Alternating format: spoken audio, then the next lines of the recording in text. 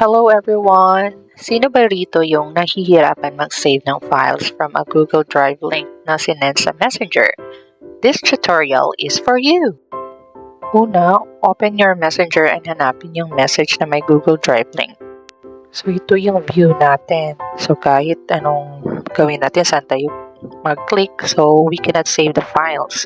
So we need to copy the link, paste it in the Google Chrome.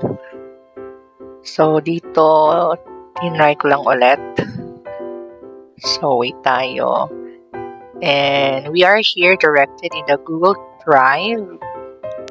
So, just make sure that you select the desktop site. So, para makita mo yung mga options na nandito na nakikita natin sa screen. So, select download and then we wait until ma-download na yung buong files. See, super dali lang, di ba? Ngayon, ma-access mo na yung files anytime, kahit offline. Tip, kung maraming files ang gusto mong i-save, you can add them to your drive first para mas madaling i-download. Don't forget to like, share, at follow for more quick tech tips. See you sa next video.